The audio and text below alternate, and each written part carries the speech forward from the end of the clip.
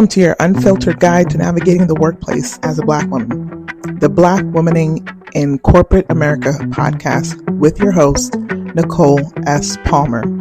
I am the CEO and founding partner of Delnick Media, an independent publishing company that amplifies underrepresented and marginalized voices. This podcast was inspired by my award-winning and best-selling book, Playing the Game While Black Womaning in Corporate America. Let's get into it. Hello, everyone. Welcome back to another episode of Black Womaning in Corporate America with your host, Nicole S. Palmer. And I have a guest that I'm super excited about who is here on the show. And y'all know how I like to do. I don't like to steal anyone's thunder. So I'm going to turn it right on over to her to introduce herself to the folks at home. Thank you so much, Nicole, for having me on the show. And hello to everyone who's joining and listening into this episode. My name is Crystle Johnson. My pronouns are she and her.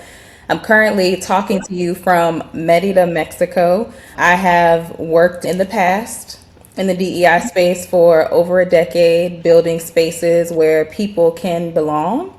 And after June of last year, I decided to take my own show on the road, to bet on myself, and to build something that centers Black women. So I'm really excited to be here on the show because you are centering Black women. That's what we do here, okay? And we are unapologetic about it. 100%.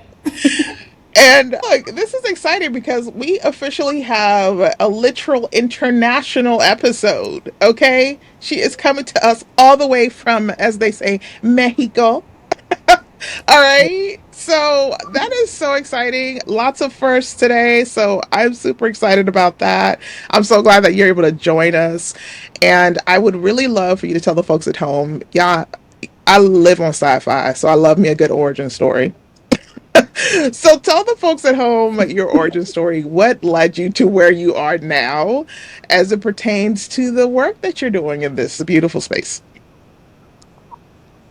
It's so interesting that you asked me that question because since moving to Mérida, Mexico, I have learned so many things about myself that I just did not notice or understand in the past. So I am adopted. I was adopted at 2 weeks old. And what I have learned since being here is that I have expected what people would feel my whole life because I wanted to make sure that I could stay. So I was always the person that was 10 steps ahead, trying to think for you to make sure that you weren't upset, that you were comfortable, all these things. So I would say my entire life, that is what I have been doing, shrinking myself, making myself small so then other people feel more comfortable in spaces. And what's also interesting is that I ended up being in the DEI space, elevating the voice of people that weren't heard. But then I also felt like I wasn't heard myself at times. Wow. I burnt myself out a couple of times in the space over the course of a decade. And I have, over the course of time, taken a while to get to this space where I am unapologetic about centering Black women. When I initially started doing things outside of work and wanting to elevate voices, I was more focused on women of color. And then I said, okay, well, now I want to Black women, Latinas, and Indigenous women. And then eventually I got to, no, my work, my purpose is to center Black women and to ensure that Black women have the space to show up as we are. Because a lot of us are carrying so much, whether it's our families, whether it's at work, or whether it's just the expectations of the world.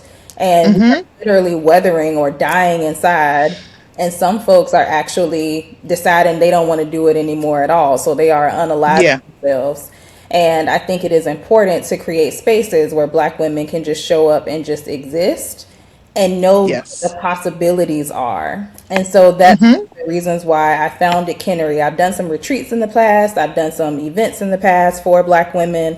And my focus is to make sure that Black women are enveloped in Blackness wherever it is that they are. So they have the opportunity to dream and to consider what the possibilities are and to rest without someone on looking, trying to figure out what is it that they over there doing. Mm-hmm. And so I wanted to have something that felt more sustainable rather than a once Yeah. per quarter or a once per year sort of thing. And Yeah. so I founded Kinory as a global belonging ecosystem for Black women. Right now, we're focused on social dining, but there are other Mm. projects that we are working on as well to build a broader ecosystem of belonging for Black women globally. Mm. Yeah, yes to all of that. To all of that. And I love that you share that so candidly because I think that's so important that you talk about your journey, right? And so I think there's this notion that we all, right from jump, like, oh no, it's Black women all day, every day. That's all we do over here. Mhm. And it's not always like that. It's often an evolution.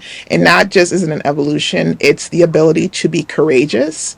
Because as you have said, you worked in corporate. And so oftentimes we have to mute ourselves. Mhm. And we have to be so careful, not just mute, but edit ourselves, censor ourselves. Can I say that in public while I'm working for these people over here? And how is that going to come off? Is that going to step on people's toes? And it's so important to share that with people so that they hear that. It doesn't have to be you start today like, oh, this is how we're going to do it over here. It's a gradual process sometimes. Sometimes you can do it from jump, but not all of us have had that luxury. Yeah. It's And scary. Like people yeah. know how blackness has been weaponized. DEI has been Mhm. weaponized. There's so many things that have been weaponized that have to do with us as a people, as a community. And so it's scary to say, well, I want to focus on this thing until Mhm. you get more comfortable within yourself, until you understand, okay, well, if I do this, these are the potential consequences, and you are Mhm. with those consequences, then you move as slow or as fast as you feel comfortable with. And that's really important. So anybody who says, well, you need to just focus on from the jump, no, you do what it is that you need to do that you Mhm. feel most comfortable, because we live in a capitalistic society and you can't just Yes. make that decision on a whim and just say, yeah, this is what I'm going to do. Mm-mm. It's time and strategizing. Yes. Absolutely 1,000%. Yes. It's similar how some people like, oh, I'm just gonna quit my job tomorrow and I'm just gonna be all in on the business. Like everybody can't do that. Correct.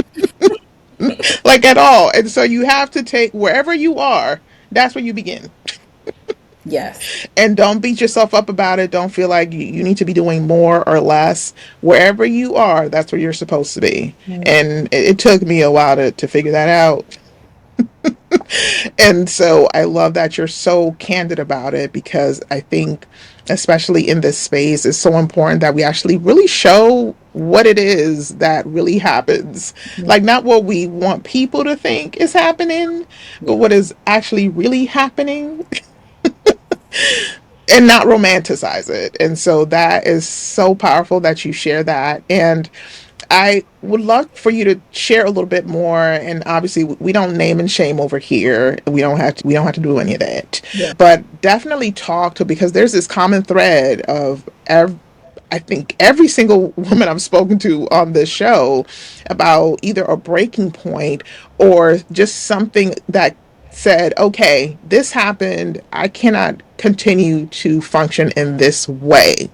So was there, because you said you had multiple breakdowns and that Points of burnout for sure. burnouts. Right. And so talk to us about that. What did that look like? What were maybe some of the warning signs? Because I always like to say there's the warning signs always happen. They don't happen over. You don't just burn out spontaneously.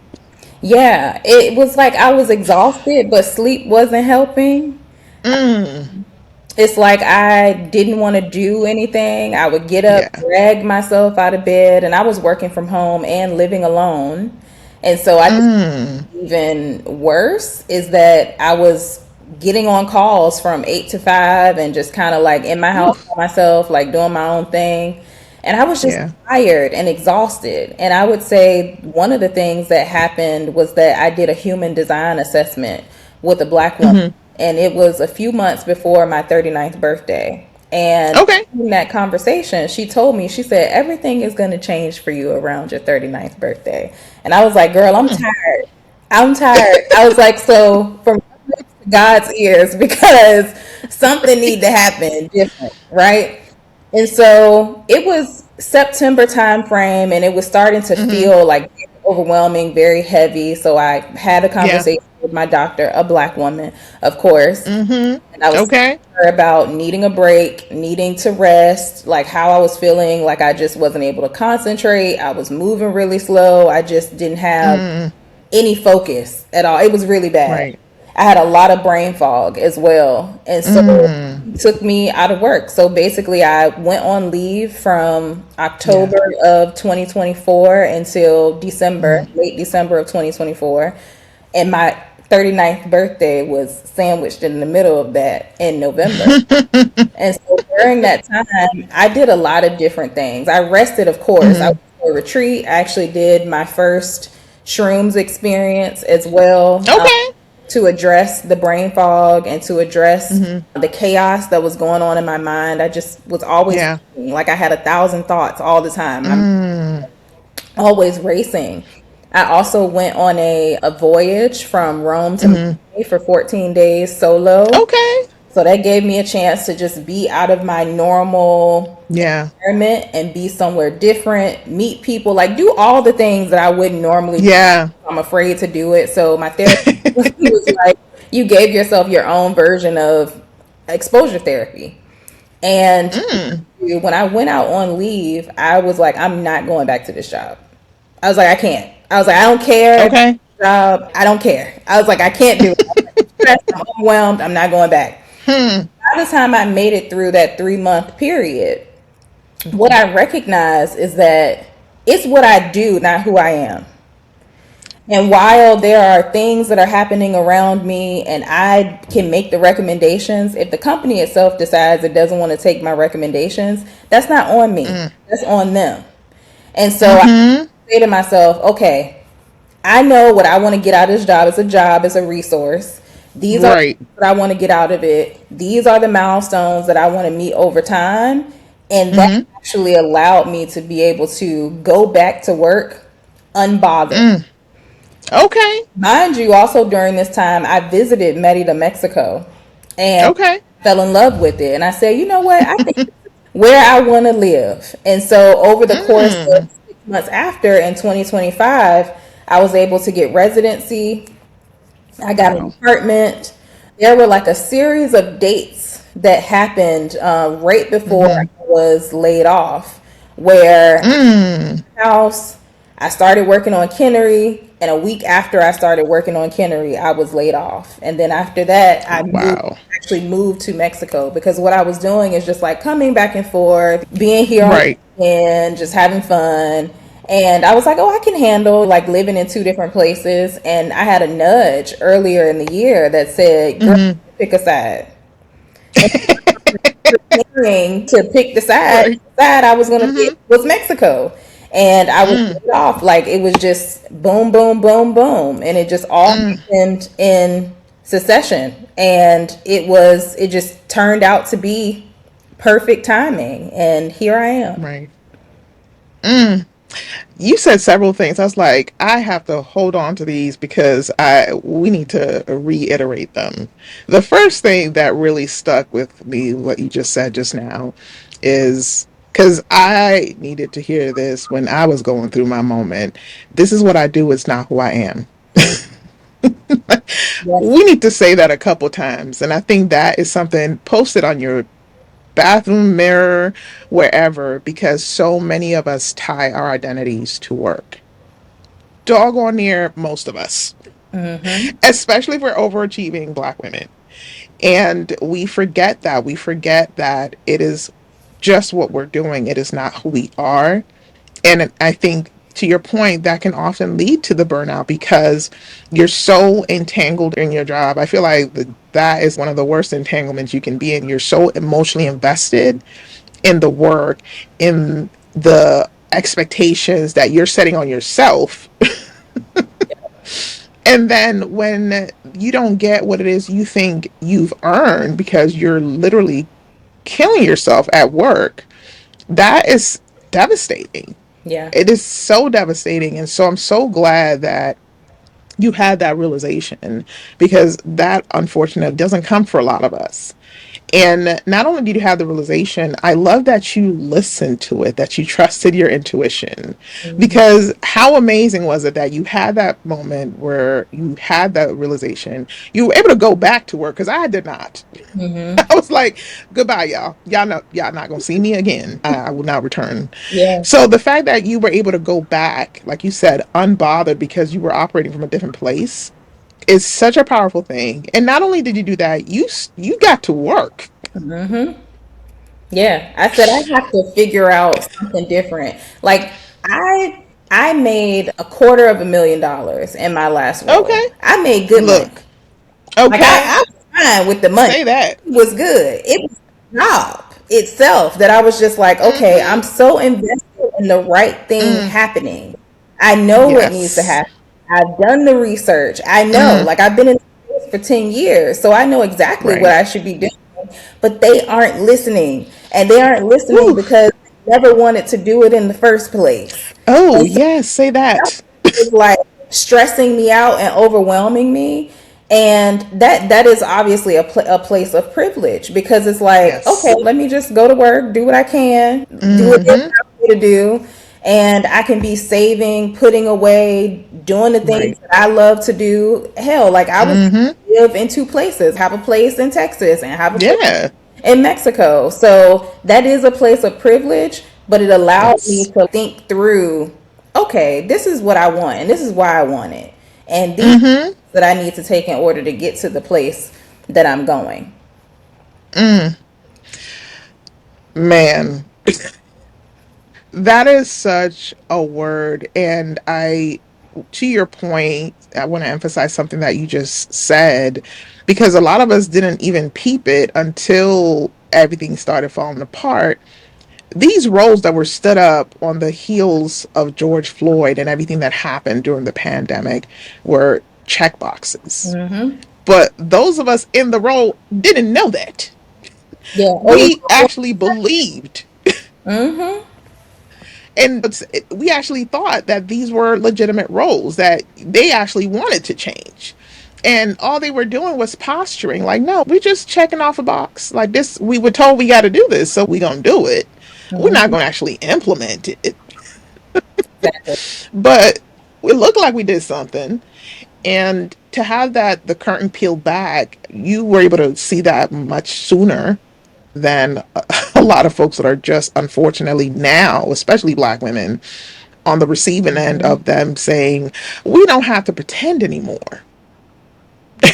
We don't have to say 100%. And so that to me is something else that we have to remember and keep in mind. I'm not saying that there's no hope for this country. That's a story for another time, because I like right now I think I'm just taking it one day at a time. It's important. It's important to take one day at a time. Because I mean, I think that when everything ramped up, we're all like, we're gonna go solve racism. We're not. We're we're not. Whew. Like Racism we had solved, it would have been solved, or any of the other isms, they would have done it. So it's like we just have to yeah. step back to be like, okay, I've been doing all the right things, I've been having all the Mhm. right conversations, I presented all the right data, I've made all the recommendations, and still we are here And still. and still. And still. And you know what's sadder about it, to your point, I think we were in this further down, we were in this space of beautiful denial. That's what I call it, when Kamala decided to throw her hat in the ring. And we wanted it so bad. We wanted it so bad that we were in that beautiful delusion, like it could really happen. But Hmm. the truth of the matter is, this country, I don't know that it'll be in our lifetimes that we'll ever be ready for not just a woman president, a Black woman 100%. president. I want to believe, like I'm telling you, like I'm not trying to be a negative Nancy, but at the end of the day, the history has told us how this ends over and over again. Yeah. And we still choose to believe that we could make change happen. Um, mm, And here we are. Yeah, here we are. So I'm so glad that you're being so candid about it because I think that's also super important. We need to not have this notion that all we have to do is just, if we will it, if we all just believe it hard enough, it's going to happen. At the end of the day, racism is so entrenched in the systems of this country, and not just this country, this The world. globe, Yeah. the world. Okay, let's be clear about that because I didn't start my journey in the States. Everywhere you go, you are black. And I have yet to see a more hated race of people than black people. No matter where you, it doesn't matter what country you're in, there's this just collective just despisement of who we are and what we stand for. And so it's so Yeah. But they're also unfortunate. so upset. Girl, But they're talk also about so upset. that. Like all the time. Like I all of the time. It always kills me. To your point, the number of comments I get on my channel, on my pages, the private messages, I'm like, ooh, like I really, you are really that moved. I didn't even know who you were until you sent this comment. I didn't even know you existed. Uh-huh. But I took up so much space in your life. You're so offended. And the It's number of all people who comes tell to, me, or the number of people that try to tell me womaning is not a word, learn how to spell. Why don't you mind your business? why are people like Ain't that? nobody I don't, talking to, like, like, mind your business. This is not for yeah. you. So if it's not for you, keep it moving. There's plenty of stuff that I see people do or partake in that I'm like, you know what? That's not for me. But I don't go out of my, I don't be throwing tantrums. If I'm a vegan, I'm not going to KFC and be like, how dare you sell chicken? I'm a mind my business and keep it moving. But they spend so much time, like the obsession, like I really think it needs to be studied. Like 100%. It seems to me like there's definitely something beyond just regular. Yeah. It just Uh-huh. ain't, don't make no sense. Don't make no sense. So yes, talk about that. The amount of time y'all spend is unhealthy. It's really unhealthy. For Definitely. real. So anyhow, moving on. So you have this fantastic space now. You left the country, you done left us behind with good reason. And now talk to us a little bit more about what you're, if what's to come, because I know that you're currently in literally building the space. So tell us a little bit more about that for the folks at home so they can know. And I think you also have an upcoming potential later this year. You have something coming up. So tell us a little bit about the build, about what we're doing, and how do we get to, I'm moving to Mexico and now I'm gonna build a whole space. Yeah, that's okay. I have so many ideas. I'm definitely the person that I'll have an idea and then I just will chase the idea. But usually Hey, I'm chasing the idea on the payroll of a company. And now I get to do mm, what I want to do on my own time and okay. the ways that I want to focus. So first, what I'll say is Kinory is the combination of three words: kindred, memory, and story. So kindred souls remembering Mm, who they are and creating new stories together. It initially started as a social dining community for Black women to get together monthly mhm. in a space where they can just exist. Like, put it down, you turn it off. You don't need to be on right now. Just enjoy the space that you're in. It is not a space Yes. for networking. It is literally a space for you to exist and give Hmm. other Black women how it is that they're experiencing their own forms of liberation. So you get to learn from Yeah. other Black women and how am I prioritizing myself every day. Sure, you Mm, might have a spouse, a partner, you might have kids, you got the job, you might be caring for aging parents, but it's important yeah. that you take time for yourself. And so we have the opportunity Hmm. to learn from each other and understand, like, how are you prioritizing yourself when you have 5 million other things going on. And so I started Hmm. off, like I said, as social dining. I did some dinners in the US, but what I recognized is going back and forth to the US from Mexico was Hmm. not sustainable. I was going to burn myself Right. out again on something Mm, that I love. And so I said, all right, I got to figure out something different. So I decided to Mm-hmm. reground our Kinory dinners here in Mérida, Mexico. So we have our first dinner Mm. here on July 11th at a local restaurant. Okay. And there's a huge black community here. I think a lot of people probably Mm. there's not too many black people in different places around the world, but Merida Mm-hmm. specifically is the safest city in Mexico. And so there is Oh, a wow. large black community here. So I am starting dinners. And I also was just kind of, I don't want to go back to anybody's job. So how can I make the money that I have work for me?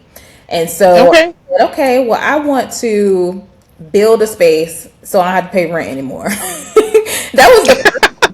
That was the first idea. I was like, okay, I want to build a space so I don't have to pay rent anymore. And then I was like, Right. huh. And then I could also like build a space on the same property because here in Mexico, Mm-hmm. a lot of people have their homes and their businesses on the same property. So I said, okay, well, I Okay. can probably build an event rental space on the same property and then host my own dinners, workshops, experiences, like give black women the opportunity to host their stuff in this space as well. And so that's how Mm-hmm. I came up with the event rental space and with my home in the back, and we're calling it Casa Kinory. Okay. Eventually, I see it having two other one bedroom loft spaces on it. So if there are black women who are interested in moving to Mexico, who want to just try it Okay. out just for a little while, then they have a soft place to land. So that's how we got there. It's just a series of ideas and just boom, boom, Hey. boom, boom. And then, as I mentioned earlier in the episode, I have hosted retreats in the past. And Mm-hmm. I know that there are a lot of black women who are dreaming of living abroad. So, what I decided to do is Yeah. create a retreat that's happening November 11th through 15th of this year. And the black women who join will have the opportunity to experience what it's like to be abroad. They'll also be connected to black women who have already started building their lives here. We're going to rest, obviously, but it's really Mm-hmm. focused on what could this look like? What are the possibilities for Mm. me? I think when we're in the rat race and we're hustling, we don't have time to think Yes. about like what are the possibilities, what are the opportunities that are here for me, because that's exactly how I felt before I went on leave. It's like I didn't have any Mm. ideas. I was like, I'm just gonna leave the job. That was my idea. When I had the space to really think and consider like what the Mm. possibilities were, I was like, oh wait a minute, I got so many. There are so many possibilities, and this is a job. Hmm. So I'm gonna go back to this job, and I'm gonna work my plan. Is what I'm gonna do, and Okay. gives I believe it will give black women the opportunity to figure out like what is your plan and how you gonna work Yes. within this time that we have together, and Okay. they're just able to exist and be. Yes. I really love that. And something that you're saying that I think is so important to hang on to. Have a plan. Plans are important, y'all. And Hmm. so, to your point, you recognize that you needed to go back for a while, for a little while, just to get everything in a row. I was fortunate enough because I got 5011 jobs, like my mom likes to joke about, because I'm a true Jamaican down to the core. So I have too many damn jobs. and and I stay with a staffing agency in my back pocket. And so I was fortunate enough that it wasn't that I was leaving. I was just like, I'll figure it out later. No, I reached out. I had my plan. I reached out to some people. So I knew I had a soft place to land. I slid up out of there. But I had a plan. So it wasn't like I was just like, I'm gonna go figure it out. Now, if you're fortunate enough that you can do that, more power to you. Please do that. Rest, chill, and then regroup. Yeah, Everybody ain't got that. Everybody ain't I that wouldn't. lucky. I need a plan because I'm like a type A kind of person. I'm like, I need to Mm, know what is happening, what is going on. And the plan might not yes. always work.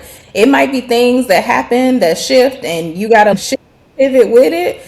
But I at least need Exactly. what is happening. Yeah, for real. Yeah. And the other thing that you said that I thought was so powerful is that once you had a plan and once you made your exit, you had room to create.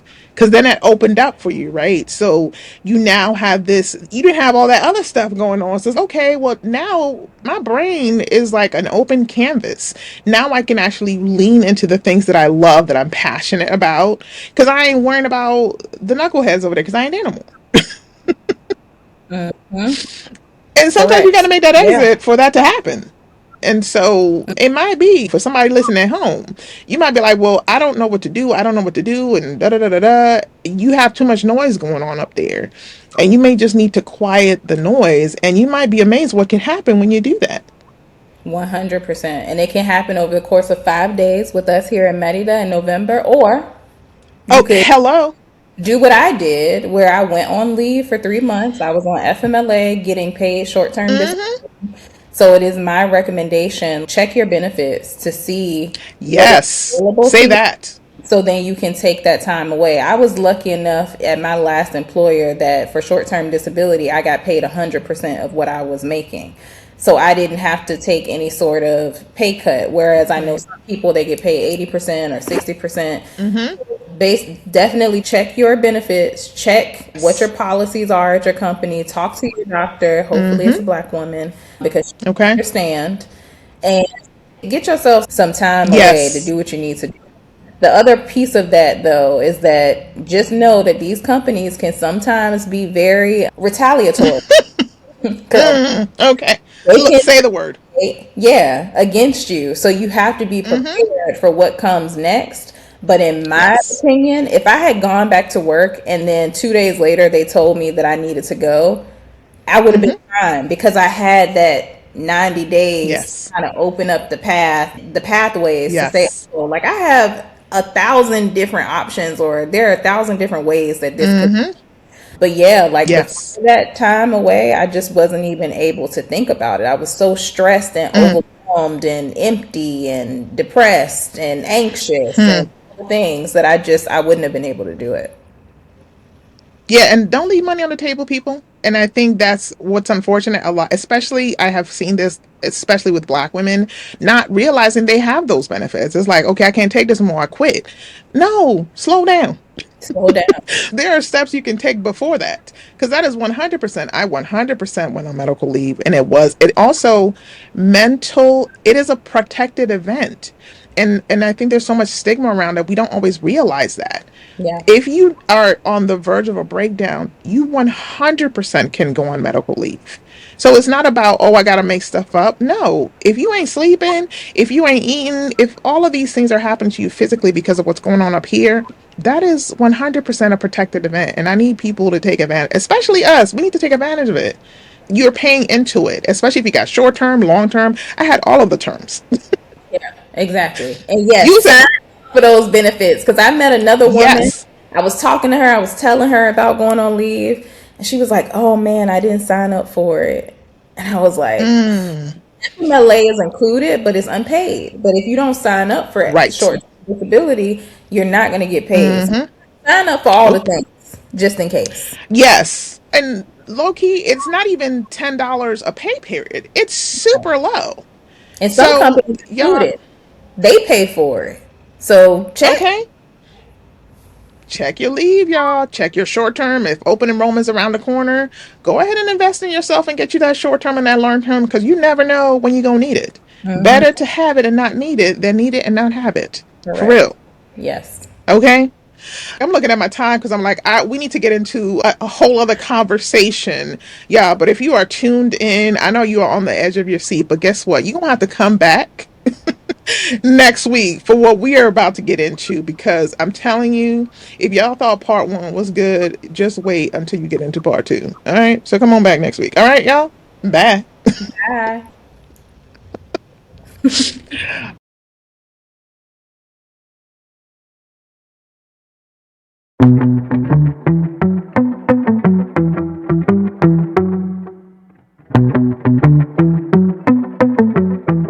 Thanks for tuning in to Black Womaning in Corporate America, the podcast. If today's episode spoke to you, make sure to like, share, and subscribe, or submit a 5-star rating wherever you're listening.